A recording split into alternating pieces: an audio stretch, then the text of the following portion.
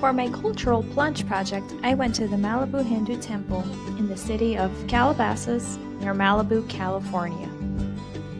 The experience I chose was visiting the Malibu Hindu temple because I had never been to a Hindu temple before and I'm relatively unfamiliar with the religious practices. From the experience, I was hoping to learn more about the religion and the cultural practices. My prior knowledge related to the setting is that Hinduism is a polytheistic religion, that the cow is very sacred, and that reincarnation is one of the beliefs of Hinduism.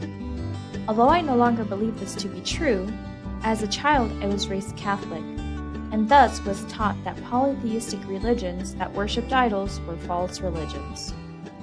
Currently, I am not a religious person and do not believe in organized religion, so attending a temple where people get together to practice their beliefs is not an activity I look forward to.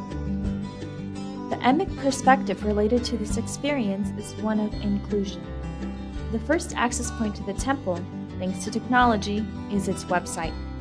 On the website, future visitors are welcomed with the message that no one is stopped from entering based on ethnicity, color, race, gender, religion, or practices that an individual may follow. Information on shoes, dress code, and food on the grounds is posted as well. Although I felt out of place, I did not feel unwelcome.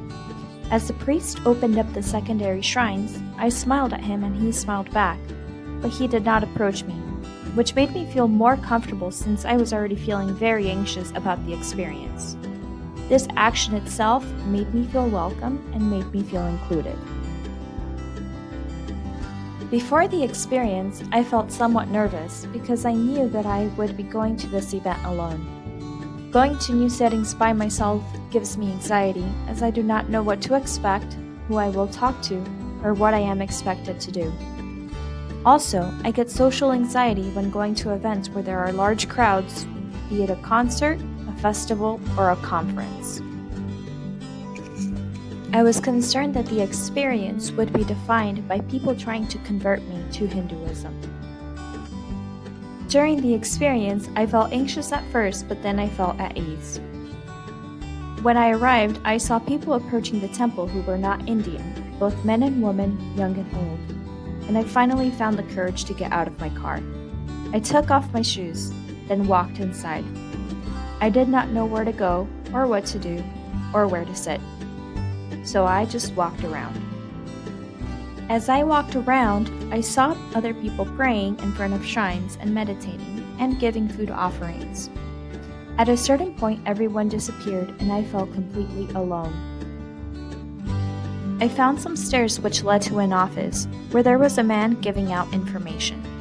He was very welcoming. After the experience, I felt more relaxed because it was over. I was glad to be back in my car and on my way home.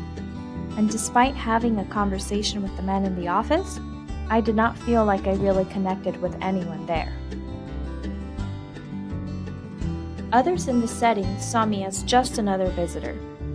I believe this to be true because my presence was acknowledged by the priest, but I was left alone. The other people there were focused on their own prayer and meditation. I did not feel targeted or unwelcome. During the cultural plunge experience, the neurodevelopmental constructs of social cognition and language were activated because I had to talk to people in a socially acceptable manner that was appropriate to the culture of this space. I talked to the man in the main office in simple English because his English was not that well developed.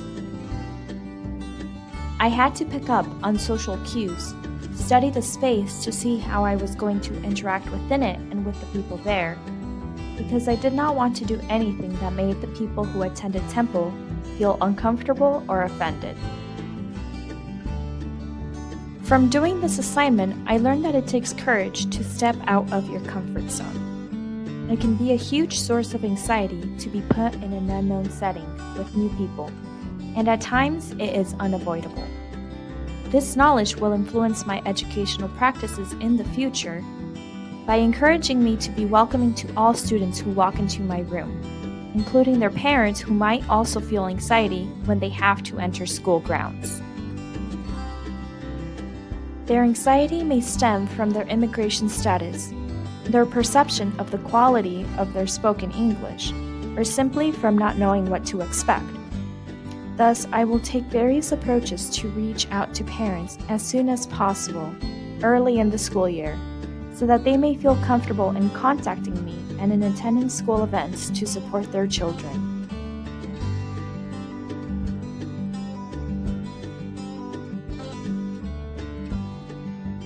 Thanks for watching!